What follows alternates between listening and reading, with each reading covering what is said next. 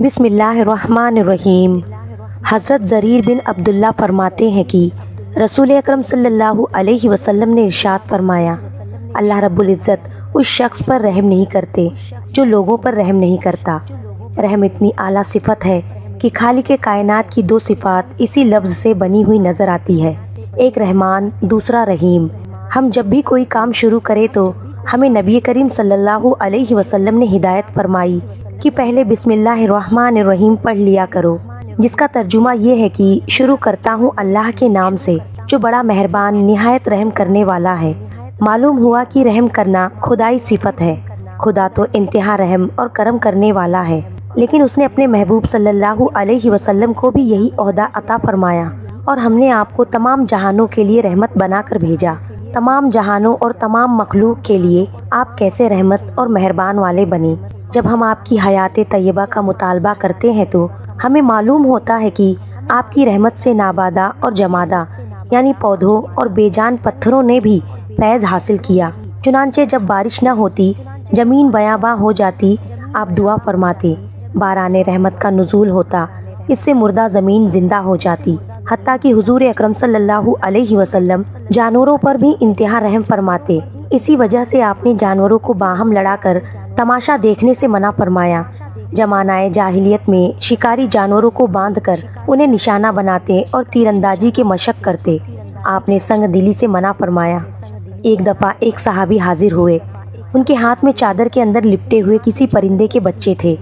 آپ نے فرمایا، جاؤ ان بچوں کو ان کے گھونسلوں میں رکھ آؤ۔ حضور اکرم صلی اللہ علیہ وسلم کافروں کے لیے بھی خیر سگالی کے جذبات رکھتے تھے۔ آپ ان کی حالت کو دیکھ کر کڑتے تھے کہ یہ لوگ کفر اور شرک سے باز نہیں آتے، کاش یہ کسی طرح صراط مستقیم پر چل پڑے۔ حتیٰ کہ کافروں کی طرح سے بدسلوکی اور اذیت ناک تکالیف کے پہنچنے کے باوجود بھی آپ نے ان کے حق میں بددعا نہ فرمائی۔ حضور اکرم صلی اللہ علیہ وسلم کو رحم کی حقیقت اور فضیلت معلوم تھی۔ جب بھی آپ کی پوری حیات طیبہ رحم اور کرم کی بلند پایا مثال سے لبریز ہے، اور رحم کی وہ فضیلت آپ نے امت تک پہنچائی اور ارشاد فرمایا، یعنی جو شخص لوگوں پر رحم نہیں کرتا اللہ اس پر رحم نہیں کرتا۔ رسول اللہ صلی اللہ علیہ وسلم فرماتے ہیں کہ اللہ عز و جل قیامت کے دن ضرور فرمائیں گے، اے بنی آدم میں بیمار ہوا، تو نے میری عیادت نہ کی۔ بندہ عرض کرے گا، میں تیری عیادت کس طرح کرتا، تو تو خود سارے جہان کا پروردگار ہے۔ خدا فرمائے گا، کیا تجھے نہیں معلوم میرا فلاں بندہ بیمار ہوا اور تو نے اس کی عیادت نہ کی؟ اگر تو اس کی عیادت کرتا تو مجھے اس کے قریب پاتا۔ پھر ارشاد باری تعالیٰ ہوگا، اے ابن آدم میں نے تجھ سے کھانا مانگا، تو نے نہیں کھلایا۔ بندہ عرض کرے گا، اے رب العالمین تمام جہانوں کو پالنے والے، میں تجھے کس طرح کھانا کھلاتا؟ خدا فرمائے گا، میرے فلاں بندے نے تجھ سے کھانا مانگا، تو نے اسے نہیں کھلایا، اگر تو اسے کھلاتا تو مجھے اس کے پاس پاتا۔ پھر ارشاد باری تعالیٰ ہوگا، اے ابن آدم میں نے تجھ سے پانی مانگا، تو نے نہیں پلایا۔ بندہ عرض کرے گا، اے پروردگار میں تجھے کس طرح پانی پلاتا، تو تو رب العالمین ہے۔ خدا فرمائے گا کہ میرے فلاں بندے نے تجھ سے پانی مانگا مگر تو نے نہیں پلایا، اگر پلاتا تو میرے پاس موجود ہوتا، اگر پلاتا تو مجھے اس کے پاس پاتا۔ بچوں پر شفقت بھی رحم کے جذبات کی ترجمانی کرتا ہے، جیسا کہ حضرت عائشہ صدیقہ رضی اللہ تعالیٰ فرماتی ہے کہ ایک مرتبہ ایک دیہاتی حضور صلی اللہ علیہ وسلم کی خدمت میں حاضر ہوا۔ آپ بچوں کو پیار فرما رہے تھے۔ اس دیہاتی نے عرض کیا کہ آپ بچوں کو پیار بھی کرتے ہیں؟ ہم تو نہیں کرتے۔ حضور صلی اللہ علیہ وسلم نے ارشاد فرمایا، یعنی کیا میں اس پر قادر ہوں کہ تیرے دل سے خدا نے جو رحم نکال لیا ہے وہ پھر رکھ دوں؟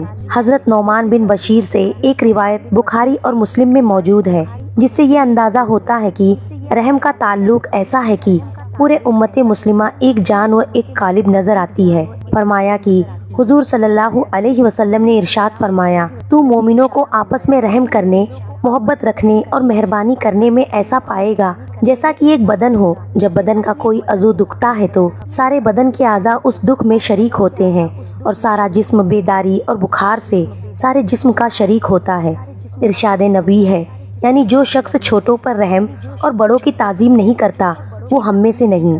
حضور صلی اللہ علیہ وسلم نے رحم کرنے کی جو فضیلت بیان فرمائی ہے ان میں سے ایک اہم فضیلت کسی یتیم بچے پر رحم کرنے کے بارے میں بیان فرمائی۔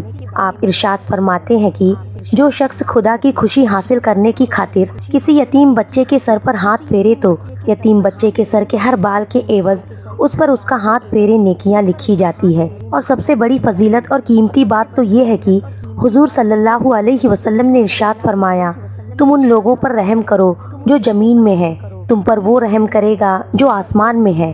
اسی حدیث کا مفہوم مولانا حالی نے بڑے خوبصورت انداز میں بیان فرمایا، خدا رحم کرتا نہیں اس بشر پر، نہ ہو درد کی چوٹ جس کے جگر پر، کرو مہربانی تم اہل زمین پر، خدا مہربان ہوگا عرش بری پر۔ نبی کریم صلی اللہ علیہ وسلم جب کافر کو کفر اور شرک میں دیکھتے اور یہ خیال فرمایا کرتے کہ یہ لوگ کس انجام بد کا شکار ہونے والے ہیں، یہ لوگ کیوں کر اپنے ہاتھوں اپنے لیے ہلاک کا کنواں کھود رہے ہیں، تب حضور صلی اللہ علیہ وسلم کے دل رحم پروا کو نہایت صدمہ ہوتا تھا۔ بسا اوقات یہ کیفیت اس قدر بڑھ جاتی کہ اللہ تعالیٰ کو حضور صلی اللہ علیہ وسلم کی تسلی اور تسکین کے لیے اپنا کلام پیغام بھیجنا پڑتا۔ چنانچہ سورہ یاسین میں ہے، یعنی ان لوگوں کی باتیں آپ کے لیے تکلیف کا باعث نہ ہونی چاہیے، بے شک ہم سب کچھ جانتے ہیں، جو کچھ یہ دل میں رکھتے ہیں اور جو کچھ ظاہر کرتے ہیں۔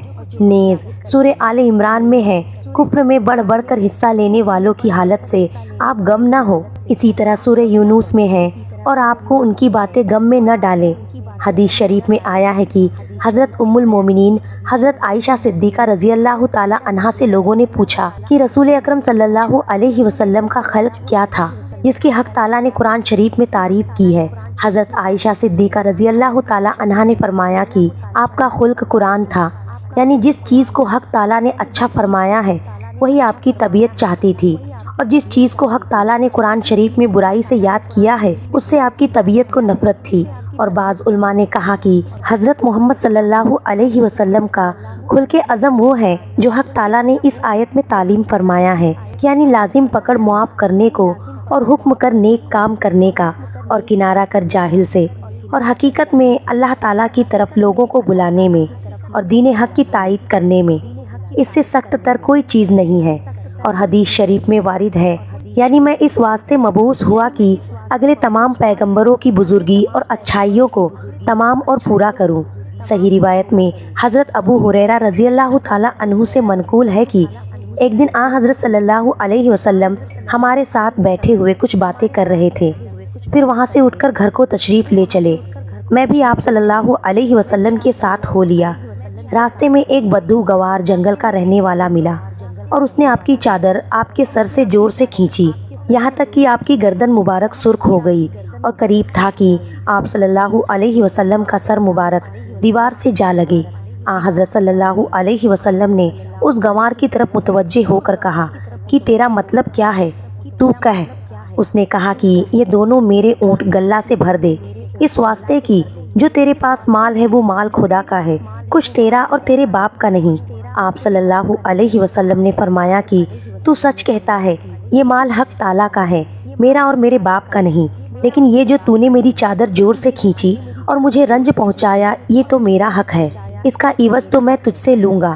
اس نے کہا کہ میں ہرگز اس کا عوض نہیں دوں گا۔ آپ یہ کلمہ فرماتے تھے اور نہایت خوشی سے مسکراتے جاتے تھے، اور وہ بھی جواب دیتا جاتا تھا۔ جب اسی گفتگو میں تھوڑی دیر گزری تب حضرت صلی اللہ علیہ وسلم نے ایک شخص کو بلا کر فرمایا کہ اس کے ایک اونٹ پر کھجور اور دوسرے اونٹ پر جو بھر کر اس کے حوالے کرو۔ طبرانی اور حاکم اور ابن حبام اور بیہقی اور دوسرے قابل اعتبار محدثین نے ایک یہود کے عالم کی زبانی روایت کی ہے کہ جس کا نام زید بن سانا تھا، کہ وہ کہتا تھا کہ میں نے اگلی کتابوں میں رسول آخر الزماں صلی اللہ علیہ وسلم کی تعریف دیکھی تھی، اور وہ سب اوصاف حضرت صلی اللہ علیہ وسلم میں پائے جاتے ہیں، مگر دو وصفوں کا حال مجھے معلوم نہ تھا، ایک یہ کہ غصے پر حلم غالب ہو، اور دوسرا یہ کہ سخت بات سننے سے غصہ نہ آئے بلکہ اور نرمی زیادہ ہو۔ سو میں چاہتا تھا کہ ان دونوں باتوں کو کسی طرح سے آزماؤں۔ مدتوں تک اسی انتظار میں رہا۔ اتفاق سے ایک مرتبہ حضرت صلی اللہ علیہ وسلم نے مجھ سے کھجور بطور قرض خریدے اور اس کے ادا کرنے کی ایک مدت مقرر کی۔ میں اس مدت سے 2-3 دن پہلے آپ کے پاس گیا اور تقاضا اپنے روپیوں کا شروع کیا۔ پھر دیکھا میں نے کہ آپ سن کے چپ ہو رہے ہیں اور یہ بھی نہیں کہتے ہیں کہ ابھی تمہارا وعدہ نہیں ہوا، تم تقاضا کیوں کرتے ہو؟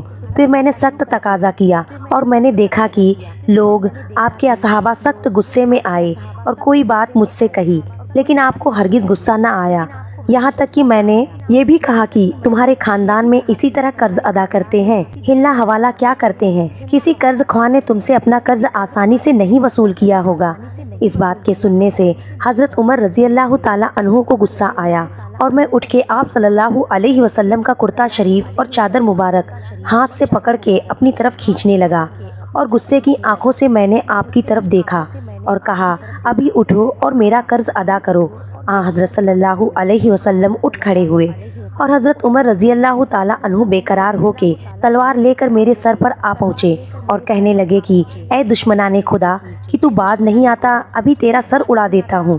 رسول اکرم صلی اللہ علیہ وسلم نے مسکرا کر کہا، حضرت عمر رضی اللہ تعالیٰ عنہ کی طرف دیکھا اور فرمایا کہ مجھ کو تم سے یہ توقع نہ تھی، تم کو چاہیے تھا کہ مجھ کو سمجھاتے کہ اس کا قرض اچھی طرح آسانی سے ادا کیجیے اور اس کو سمجھاتے کہ نرمی سے تقاضا کرو، سو اس کے خلاف یہ کیا بات ہے جو تم کہتے ہو؟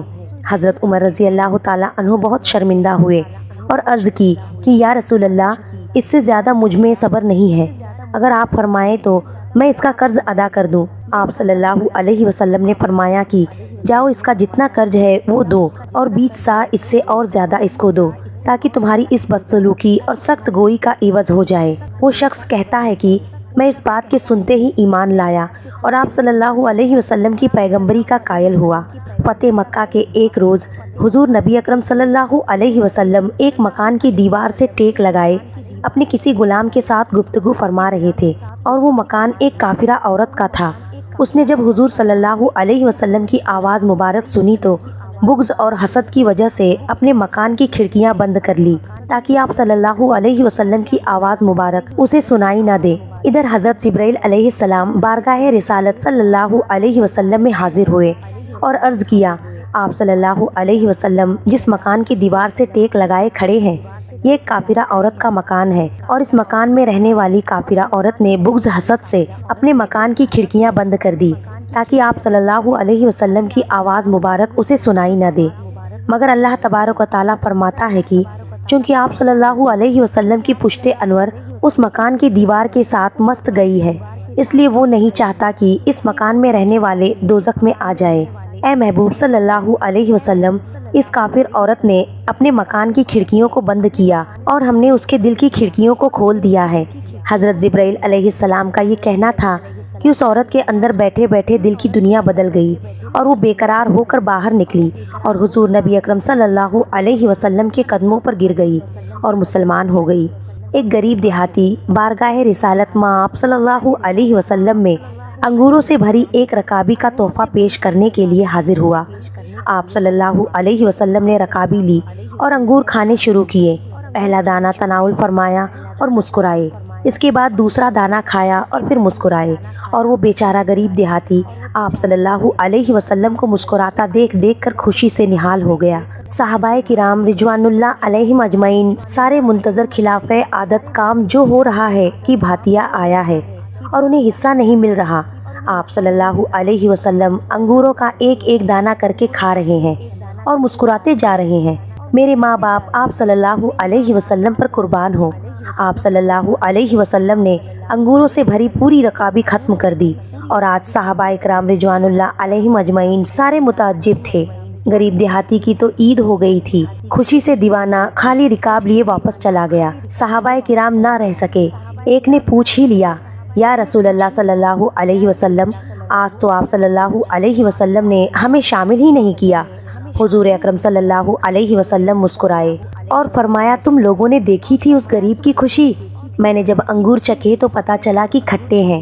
مجھے لگا کہ اگر تمہارے ساتھ یہ تقسیم کرتا ہوں تو ہو سکتا ہے تم میں سے کسی سے کچھ ایسی بات کی علامت ظاہر ہو جائے جو اس غریب کی خوشی کو خراب کر کے رکھ دے۔ کسی نے دریافت کیا کہ اللہ تعالیٰ حضرت موسیٰ علیہ السلام کو کلام سے سرفراز فرمایا اور حضرت عیسیٰ علیہ السلام کو روح القدوس سے پیدا کیا اور حضرت ابراہیم علیہ السلام کو خلیل اللہ بنایا اور حضرت آدم علیہ السلام کو صفی پیدا کیا، تو آپ صلی اللہ علیہ وسلم کو کون سی فضیلت عطا کی گئی؟ اسی وقت حضرت جبرائیل علیہ السلام نازل ہوئے اور عرض کیا کہ آپ صلی اللہ علیہ وسلم کا رب فرماتا ہے، اگر میں نے ابراہیم علیہ السلام کو خلیل بنایا تو میں نے آپ صلی اللہ علیہ وسلم کو اپنا حبیب بنایا، اور اگر میں نے موسیٰ علیہ السلام سے زمین پر کلام کیا تو میں نے آپ صلی اللہ علیہ وسلم سے آسمان پر کلام کیا، اور اگر میں نے عیسیٰ علیہ السلام کو روح اللہ قدوسی پیدا کیا تو میں نے آپ صلی اللہ علیہ وسلم کے نام کو تمام مخلوق کے پیدا کرنے سے 2000 سال پہلے پیدا کیا، اور آپ صلی اللہ علیہ وسلم آسمان میں وہاں تک پہنچے کہ آپ صلی اللہ علیہ وسلم سے پہلے کوئی مخلوق وہاں تک نہ پہنچی اور نہ کوئی آپ صلی اللہ علیہ وسلم کے بعد پہنچے گی، اور اگر میں نے آدم علیہ السلام کو صفی کیا تو میں نے آپ صلی اللہ علیہ وسلم پر سلسلہ نبوت کو ختم کر دیا، اور کوئی مخلوق ساری کائنات کی آپ صلی اللہ علیہ وسلم سے زیادہ مقرر میں نے پیدا نہیں کی، اور آپ صلی اللہ علیہ وسلم کو حوض کوثر، شفاعت ناکہ، شمشیر، تاج، عصا، حج، عمرہ اور ماہ رمضان عطا فرمایا، اور تمام شفاعت آپ صلی اللہ علیہ وسلم کی ہی ہے، حتیٰ کہ روز قیامت میرے عرش کا سایہ آپ صلی اللہ علیہ وسلم پر دراز ہوگا، اور حمد کا تاج آپ صلی اللہ علیہ وسلم کے سر پر بندھا ہوگا۔ آپ صلی اللہ علیہ وسلم کا نام میں نے اپنے ساتھ ملایا تو جس جگہ بھی میرا ذکر کیا جائے گا میرے ساتھ آپ صلی اللہ علیہ وسلم کا ذکر ضرور ہوگا، اور میں نے دنیا کو اور اس کے رہنے والوں کو اس لیے پیدا کیا کہ میرے نزدیک جو آپ صلی اللہ علیہ وسلم کی قدر و منزل ہے سب اس کو پہچانے، اور اگر آپ صلی اللہ علیہ وسلم نہ ہوتے تو میں دنیا کو پیدا نہ فرماتا۔ ایک دفعہ حضرت موسیٰ علیہ السلام نے کہا، یا رب، میں الواح میں لکھا پاتا ہوں کہ ایک بہترین امت ہوگی جو ہمیشہ اچھی باتوں کو سکھاتی رہے گی اور بری باتوں سے روکتی رہے گی، اے اللہ وہ امت میری امت ہو۔ تو اللہ تعالیٰ نے فرمایا کہ موسیٰ، وہ تو محمد صلی اللہ علیہ وسلم کی امت ہوگی۔ پھر کہا، یا رب عالم، ارواح میں ایک ایسی امت کا پتہ چلا ہے جو سب سے آخر میں پیدا ہوگی لیکن جنت میں سب سے پہلے داخل ہوگی، اے اللہ وہ میری امت ہو۔ تو اللہ تعالیٰ نے فرمایا، وہ تو محمد صلی اللہ علیہ وسلم کی امت ہے۔ پھر کہا، یا اللہ، اس امت کا قرآن ان کے سینوں میں ہوگا، دل میں دیکھ کر پڑھتے ہوں گے، حالانکہ ان سے پہلے کے سبھی لوگ اپنی کتاب پر نظر ڈال کر پڑھتے ہیں، دل سے نہیں پڑھتے، حتیٰ کہ ان کی کتاب ہٹا لی جائے تو پھر بھی وہ اس کو کچھ یاد نہیں، نہ وہ کچھ پہچان سکتے ہیں۔ اللہ نے ان کو حفظ کی ایسی قوت دی کہ کسی امت کو نہیں دی گئی۔ یا رب وہ میری امت ہو۔ کہا، اے موسیٰ، وہ تو محمد صلی اللہ علیہ وسلم کی امت ہے۔ پھر کہا، یا رب وہ امت تیری ہر کتاب پر ایمان لائے گی، وہ گمراہ اور کافروں سے قتال کریں گے، حتیٰ کہ کانا دجال سے بھی لڑیں گے، الہی وہ میری امت ہو۔ اللہ تعالیٰ نے کہا، یہ محمد صلی اللہ علیہ وسلم کی امت ہوگی۔ پھر موسیٰ علیہ السلام نے کہا، یا رب الواح میں کسی امت کا ذکر ہے کہ وہ اپنے نذرانے اور صدقات خود کے لوگ ہی کھا لیں گے، حالانکہ اس امت سے پہلے تک کسی کی امت کا یہ حال نہ تھا کہ اگر وہ کوئی صدقہ نظر پیش کرتے اور قبول ہوتے تو اللہ تعالیٰ آگ کو بھیجتے اور آگ اسے کھا جاتی، اور اگر قبول نہ ہوتی اور رد ہو جاتی تو پھر وہ اس کو نہ کھاتے بلکہ درندے اور پرندے آ کر کھا جاتے، اور اللہ ان کا صدقہ ان کے امیروں سے لے کر ان کے غریبوں کو دے گا۔ یا رب وہ میری امت ہو۔ تو فرمایا، یہ محمد صلی اللہ علیہ وسلم کی امت ہوگی۔ پھر کہا، یا رب میں الواح میں پاتا ہوں کہ اگر کوئی نیکی کا ارادہ کرے گا لیکن عمل میں نہ لا سکے گا پھر بھی ایک ثواب کے حقدار ہو جائے گا، اور اگر عمل میں لائے گا تو 10 حصے ثواب ملے گا، بلکہ 700 حصے تک، اے اللہ وہ میری امت ہو۔ تو فرمایا، وہ محمد صلی اللہ علیہ وسلم کی امت ہے۔ پھر کہا کہ الواح میں ہے کہ وہ دوسروں کی شفاعت بھی کریں گے اور ان کی شفاعت بھی دوسروں کی طرح سے ہوگی، اے اللہ وہ میری امت ہو۔ اللہ تعالیٰ نے فرمایا، یہ محمد صلی اللہ علیہ وسلم کی امت ہے۔ قتادہ رحمۃ اللہ علیہ کہتے ہیں کہ موسیٰ علیہ السلام نے پھر وہ الواح رکھ دی اور کہا، کاش میں محمد صلی اللہ علیہ وسلم کا صحابی ہوتا۔ حضرت صلی اللہ علیہ وسلم کا دستور یوں تھا کہ جب آپ فجر کی نماز سے فراغ پاتے تھے تو اس وقت لونڈیوں اور غلام مدینے والوں کے برتن میں پانی لے کر آتے تھے کہ حضرت صلی اللہ علیہ وسلم اس پانی کو اپنے دستے مبارک سے چھو لے تاکہ وہ پانی متبرک ہو جائے اور اپنے کھانے پینے کی چیزوں میں ڈالے۔ اور کبھی سردی کا موسم بھی ہوتا تھا، برتن بہت سے ہوتے تھے، سب میں ہاتھ ڈالنے سے آپ کو تکلیف ہوتی، لیکن باوجود رنج اور تکلیف کے آپ کسی کی دل شکنی نہیں کرتے تھے اور سب برتنوں میں اپنا دست مبارک ڈالتے تھے۔ یہ حضور صلی اللہ علیہ وسلم کے عظیم اخلاق کی چند جھلکیاں ہیں جن پر ہمیں بھی عمل کر کے اپنی زندگی بسر کرنی چاہیے۔ اللہ تعالی ہمیں عمل کی توفیق عطا فرمائے، آمین۔ ناظرین، کمنٹ میں اللہ تعالیٰ کے 99 ناموں میں سے ایک نام ضرور ٹائپ کرے۔ محترم ناظرین، امید ہے کہ آپ کو ہماری یہ ویڈیو پسند آئی ہوگی۔ ایسی اور اسلامی واقعات اور معلومات حاصل کرنے کے لیے ہمارے چینل کو ضرور سبسکرائب کریں اور دل اجازت دے تو ویڈیو کو دوسروں تک لازمی پہنچائے۔